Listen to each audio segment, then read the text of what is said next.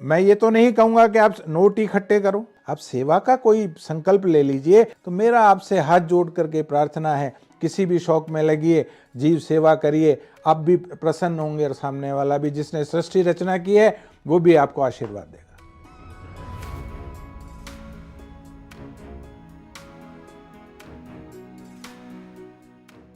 दोस्तों, बचपन में आपको भी शौक होगा कुछ ना कुछ इकट्ठा करने का। फिर चाहे वो इधर उधर पड़ी चीजें इकट्ठा करना हो, फूल पत्ते इकट्ठा करना हो, या सिक्के नोट इकट्ठा करना।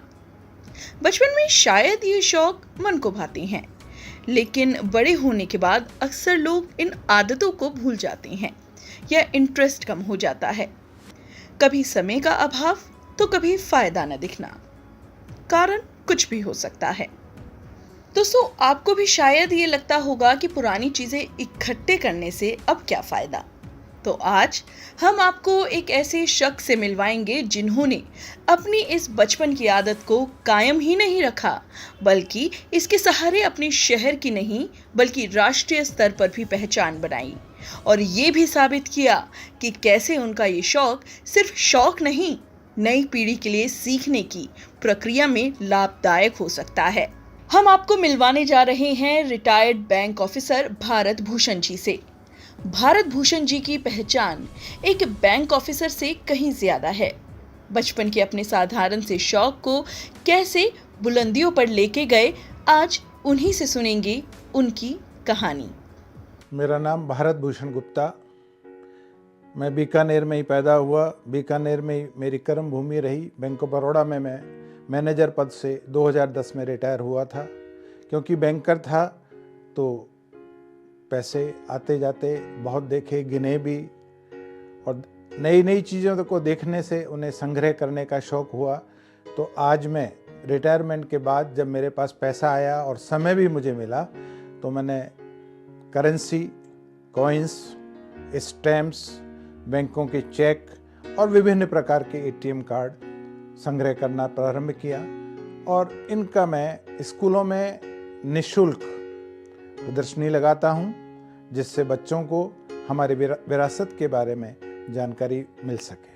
मैं एक मध्यम परिवार से हूं, तो बहुत ज़्यादा पैसे तो हमारे पास नहीं होते थे, लेकिन डाक आती थी तो उनके ऊपर विभिन्न प्रकार के स्टैम्प्स लगे हुए होते थे। तो उन स्टैम्प्स ने मुझे बहुत आकर्षित किया, और मैंने सबसे पहले स्टैम्प्स का, पोस्टल स्टैम्प्स का संग्रहण प्रारंभ किया। उसमें कुछ पैसा नहीं लगता था, मुझे सरकारी कार्यालयों में जाना पड़ता, या मेरे घर के या परिवार के मित्रों में के पास कोई पत्र आते तो उस पे से मैं स्टैम्प ले लेता था। और मेरे अंकल एक यूको बैंक में मैनेजर थे, तो उनके पास एज ए बैंकर बहुत सारी डाक आती थी, उनसे भी मैं रिक्वेस्ट करता था कि मुझे अलग अलग तरह के स्टैम्प्स चाहिए, तो उन्होंने वो मुझे स्टैम्प्स देना शुरू किए। उसके बाद जब बैंक में नौकरी लगी मेरी 76 में, और मैं एज ए कैशियर मैंने ज्वाइन किया, तब मुझे बहुत तरह के नोट देखने को मिले। और उन नोटों में मैं देखता था किसी का साइज अलग है, किसी पे दस्तखत किसी ने किए हुए हैं, कलर अलग है। तो वो मेरे एक जिज्ञासा रही, बाल मन की कह लीजिए। तो उस समय तो मैं देखता ही था, और अगर कुछ पैसा बचता तो एक दो नोट मैं घर भी ले आता, अपने पैसे जमा करवा करके, और इस प्रकार एक एक दो दो नोट करके ये मेरा नोटों का संग्रह प्रारंभ हुआ। सिक्के इकट्ठे करना सुनने में इतनी बड़ी बात नहीं लगती, लेकिन कुछ तो है जो भारत भूषण जी को इतना अलग बनाता है। संग्राहकों के लिए पुरानी चीज़ें संग्रह करना बहुत अच्छा लगता है, और जब वो किसी को बताते भी हैं, चाहे वो स्टूडेंट्स हों या बड़े आदमी को भी, तो बड़े आदमी तो ये सोचता है कि हमारी पुरानी यादें, बचपन की यादें आपने ताज़ा कर दी गुप्ता जी। ये सिक्के आपने बताए हैं, ये नोट बताए, हमने बचपन में देखे थे, या हमने अपने हाथ से खर्च किए हैं। और छोटे बच्चों को बहुत कौतूहल होता है कि अरे ऐसे भी चलते थे क्या। बस यही सब कुछ है, इसी ने मुझे प्रेरित किया, और आज मैं सब इकट्ठे करता हूँ। भारत भूषण जी के कलेक्शन में इतने पुराने और खास सिक्के और नोट आपको देखने को मिलेंगे कि आप हैरान रह जाएंगे। बीते समय के साथ कैसे सिक्कों और नोट में बदलाव आया, उनके पीछे की कहानी और कैसे वो हमारे इतिहास के अनसुने किस्से बताते हैं, ये सब आप भारत भूषण जी के इस कलेक्शन से जान सकते हैं। जब संग्रह शुरू हुआ तो पहले तो सामान्य सिक्कों से हुआ, लेकिन जब इसकी ओर हमने, वस्तुतः ये चीज़ें भी एक तरह से पढ़ाई है। जैसे पहली क्लास की पढ़ाई होती है तो उसमें एक छोटी किताब होती है, और जब आप ग्रेजुएशन में जाते हैं तो बड़ी 2-3 किताबें हो जाती हैं, और हायर सेकेंडरी में एक किताब होती है। तो संग्रह के लिए भी करेंसी के लिए अलग बुक है, कॉइन्स की अलग बुक है, स्टैम्प्स की अलग बुक है। जब मैंने कॉइन्स की बुक ली तो उसके अंदर पता लगा कि सबसे पुराना सिक्का, वैसे तो मुगल कालीन सिक्के थे, वो सारी बातें हैं, लेकिन ब्रिटिश इंडिया काल में ईस्ट इंडिया कंपनी का सिक्का सबसे पुराना है। उस 1835 का 1840 का सिक्का ढूंढना बड़ा मुश्किल था, क्योंकि सामान्य रूप से वो सिक्के नहीं मिलते। तो मैं एक सुनार के पास, जो मेरा मित्र था, मैं उनसे चांदी का कुछ काम करवाया करता था, उनके पास गया, भैया मुझे सिक्के चाहिए। बोले गुप्ता जी सिक्के, वो तो बहुत पैसे लगते हैं उन पुराने सिक्कों के। उनके भैया बताओ तो सही। और वो मित्रता हुई और उसने मुझे ईस्ट इंडिया कंपनी का सिक्का दिया। और आज मेरे सिक्कों के कलेक्शन में, चांदी के सिक्कों के कलेक्शन में कहें तो सबसे पुराना सिक्का है, जो कि वास्तव में आज बहुत मुझे अच्छा लगता है। कैसे उनकी लगन और अनुशासन ने आसपास के लोगों को बेकार लगने वाले काम को पहचान दिलाई और अपने माता पिता का नाम भी रोशन किया। वैसे तो मेरे पास, क्योंकि पिछले 50 साल से मैं ये कर रहा हूँ, तो घर पे कोई भी आता था तो उसको मैं बता देता था, सारी बातें थी। लेकिन जैसा कि मैंने बताया, रिटायरमेंट के बाद मैंने इसको व्यवस्थित, मुझे समय भी मिला और कुछ पैसा भी मुझे मेरे जेब में आया, तो मैंने नई नई चीज़ें खरीदी, जो या मेरे पास सीक्वेंस के हिसाब से, किताबों के हिसाब से जो मेरे पास चीज़ें नहीं थी, वो मैं लेके आया।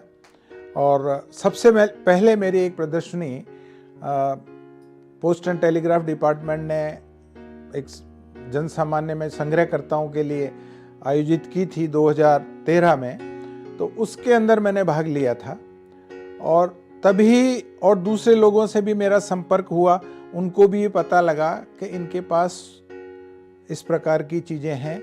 और मैं राव बीकाजी संस्थान बीकानेर का विशेष रूप से नाम लेना चाहूँगा। 2014 में पहली बार उन्होंने सुदर्शन आर्ट गैलरी में मेरी प्रदर्शनी लगाई, और बीकानेर के कलेक्टर महोदय उस समय जो बिस्सा जी थे, उन्होंने उसका उद्घाटन किया। मेरे परिवार वाले सब इकट्ठे हुए, और बीकानेर में करेंसी नोटों की और सिक्कों की वो पहली प्रदर्शनी थी। अखबार में भी बहुत नाम आया, मेरे संग्रह के बारे में छपा, तो क्योंकि 3 दिन की प्रदर्शनी थी तो बहुत से लोग देखने आए। और उस प्रदर्शनी का सबसे बड़ा लाभ है मुझे ये मिला कि कई लोग ऐसे मुझे मिले जिन्होंने कहा, गुप्ता जी हमारे पास ये 2 सिक्के हैं, 5 सिक्के हैं या 2 नोट हैं, ये आप रख लीजिए और आपके तो प्रदर्शनी में काम आएंगे। मेरा प्रचार भी हुआ, और आदमी को, एक रिटायर्ड सीनियर सिटीजन को क्या चाहिए, खाने को रोटी और रहने को मकान जब हो तो आत्मसम्मान की बात आ जाती है। इसके माध्यम से मुझे प्रचार मिला, और सबसे बड़ी बात सम्मान मिला। लोगों की दृष्टि में एक इम्पोर्टेंट व्यक्ति, लोग मुझे कहते हैं सेलिब्रिटी, मैं नहीं समझता था क्या होता है। अरे साहब आपके पास इतना कुछ है, आप जाते करते हैं, तो वो जो सम्मान मिलता है वास्तव में मेरे लिए अविस्मरणीय है। मुझे बहुत अच्छा लगता है। परिवार वाले जो ये कहते थे कि पैसा बिगाड़ रहे हो, अब उनको भी ये लगता है कि नहीं नहीं है। कैसे उनका ये छोटा सा शौक इतना बड़ा और नई पीढ़ी के लिए ज्ञान का भंडार बन गया। मेरे संग्रह का सबसे बड़ा उद्देश्य जो मैं कहूँगा वो ये है कि बच्चों के लिए तो हमारी जो विरासत है उससे उनकी जान पहचान हो। आज के इस ज़माने में जो यूपीआई का चला है, डिजिटल पेमेंट्स की बात है, तो बच्चों के पॉकेट में या पर्स में कहें तो कॉइन्स तो होते ही नहीं, और रुपए भी ख़त्म हो गए। आज ही मैं अखबार देख रहा था, रिजर्व बैंक ऑफ इंडिया ने एक एडवर्टाइजमेंट दिया है डिजिटल करेंसी कि आप अपने पर्स में रखिए। तो किस तरह के नोट होते थे, किस तरह के सिक्के होते थे, इनकी कम से कम पहचान तो होनी ही चाहिए। हमारे जो जड़ें हैं, हम कहाँ आज डिजिटल करेंसी में पहुँचे हैं तो कहाँ से पहुँचे हैं, शुरू में क्या था, ये सब जानकारी की बात है। और जो बड़े हो चुके हैं उनका दायित्व बनता है कि वो अपने परिवार में अपने मित्रों के बच्चों को ये बताएं, उनको नोटों को वो बेचें नहीं। और मैं तो यही संदेश देना चाहूँगा कि वो अपने परिवार में जो छोटे बच्चे हैं, अपने नाती हैं, बेटे हैं, जो ये संभाल सकते हैं, उन लोगों को ये सिक्के अपने विरासत के रूप में दे के जाएँ।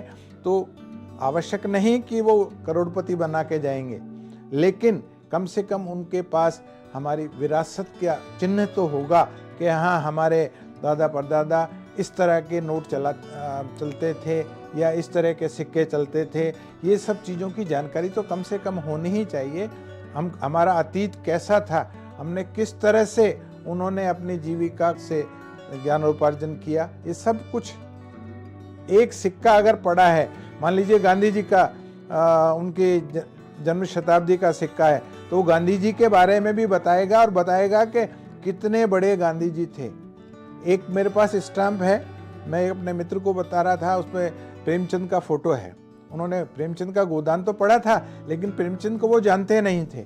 और प्रेमचंद के फोटो, उसके अंदर स्टैम्प पे मूछें हैं, तो उन्होंने बताया देखो प्रेमचंद की मूछें भी थी।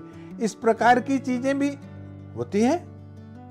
या नोट के पीछे अब जो परिवर्तन आए हैं कि भाई 100 का नोट है, रानी की बाव उसके पीछे है, तो क्या है बाव, क्या होती है, बावड़ी क्या होती है, ये आगे वाले पीढ़ी को समझने में तो कम से कम मिलेगा। या अभी मेरा बच्चे ने जो है, पोता है मेरा, स्कूल के अंदर एक कंपटीशन था, ड्राइंग कंपटीशन, उसने 2000 के नोट के पीछे का देख के मंगलयान का ड्राइंग बनाया। तो उसने कुछ सीखने को मिला ना कि 2000 का नोट अब बंद तो हो गया, लेकिन उसके पीछे मंगलयान का चित्र था।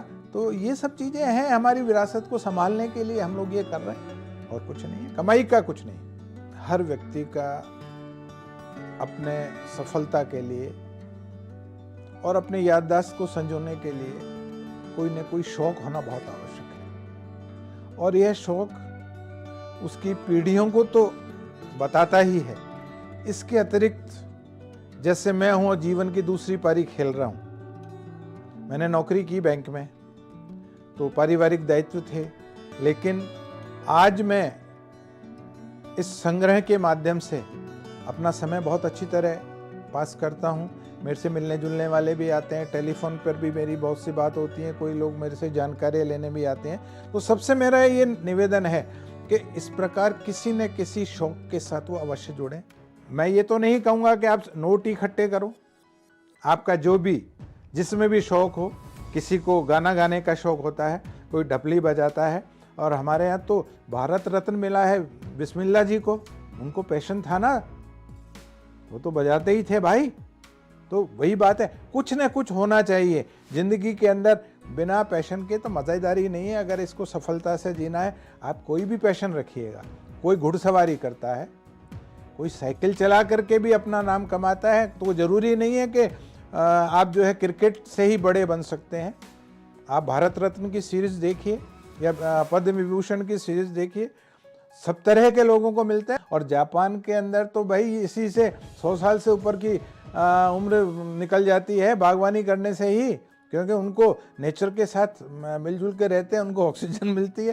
तो सब, हर एक आदमी का अलग अलग पैशन है और कुछ न कुछ होना चाहिए। तो मेरा तो एक निवेदन यही रहेगा, आप कुछ भी करें, आप सेवा का कोई संकल्प ले लीजिए कि किसी आदमी को बीमार है और उसके पास पैसा नहीं है, कोई बात नहीं, उसके जाकर के उसको संभालिएगा। देश में ऐसे बहुत से संस्थान हैं जहाँ पर विकलांगों की सेवा की जाती है। आप फिजिकल उनको जाकर के, अगर थोड़ा बहुत कोई खुद अपने हाथ से खाना नहीं खा पा रहा है, आप देखिए कितनी खुशी मिलेगी। आप उस बच्चे को खाना खिलाइए। तो वो जीव की सेवा किसी भी रूप में करें। कुछ लोग कबूतर को, बीमार कबूतर को पकड़ के या गौ सेवा करते हैं, बीमार गायों को उठा के ले जाते हैं। तो मेरा आपसे हाथ जोड़ करके प्रार्थना है, किसी भी शौक में लगिए, जीव सेवा करिए, आप भी प्रसन्न होंगे और सामने वाला भी, जिसने सृष्टि रचना की है, वो भी आपको आशीर्वाद देगा। किसी ने बिल्कुल सही कहा है, हौसले बुलंद कर रास्तों पर चल दे। तुझे तेरा मुकाम मिल जाएगा, बढ़कर अकेला तू पहल कर, काफिला खुद बन जाएगा। अगली बार ऐसी ही कोई और अलग हटकर जिंदगी की कहानी आपके सामने लेकर प्रस्तुत होंगे, कहानियां जो जीना सिखाती है। अगर आपके पास भी ऐसी कोई कहानी है तो आप हमें नीचे दिए गए ईमेल पर लिख सकते हैं।